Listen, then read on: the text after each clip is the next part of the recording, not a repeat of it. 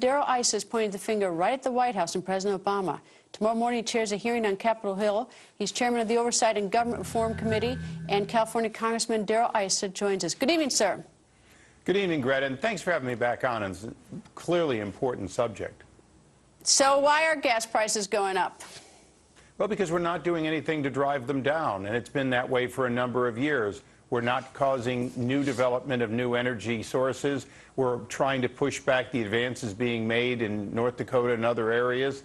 And very clearly, we're living up to Stephen Chu and President Obama's predictions and desire to get us to $8 gasoline. They said it before, and they're doing it now.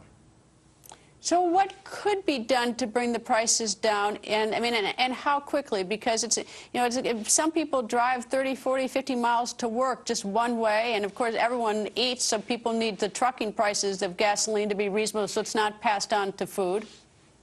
Well, the most important thing is for oil futures to reflect a downward trend, meaning if we've got 40% new oil and natural gas coming online in the next 2, 3, 4 years, it drives down the future markets by large amounts. That's a big benefit when prices go down simply because the expectation is for plentiful amounts. Secondly, if you have $200 billion more of federal tax revenue and $400 or $500 billion less of expenditures out of the country, you have a huge amount of jobs created. Remember, domestic oil and natural gas production is as much about jobs here that allow people to be able to afford that drive as it is about the actual cost of the fuel. So what exactly, with your hearings, what do you hope to establish tomorrow? What do you hope to accomplish? Well, one of the things that we're going to feature is here up in North Dakota in the last 4 years, we've had a 1,000-fold increase in oil production. There's now over 250,000 barrels a day being produced, and yet that type of technology with what you would call lateral and advanced fracking is being driven down by every effort made by this administration. More importantly, we're going to debunk the myth that somehow oil companies sit on leases when, in fact, a lease is not a drilling permit. It's not an operating well. And it's the time to market that's been being pushed out more and more by moratoriums, court battles that the administration has always lost, but we've lost time.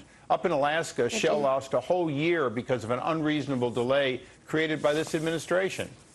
May I put in a special request that you look at the fact that Cuba is doing some offshore drilling about 70 miles from the United States, and we don't know whether they don't have quite the safety mechanisms that we have, and they're doing it in conjunction with Chinese rigs. Are you looking into that at all?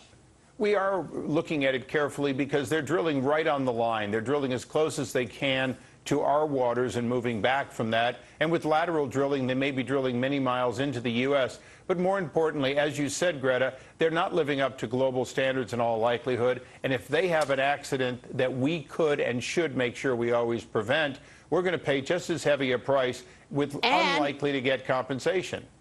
And the fact is we don't have diplomatic relations. They're not going to ask us for help, and we're not going to offer it, so it could be catastrophic right on our shores. So I hope that you also take a look at that. I'm going to take the last word. I'm going to take the last word on that. Thank you, Congressman. Thanks, Greta. A programming note, make sure to watch On the Record this Friday night. We have a special show planned for you on America's gas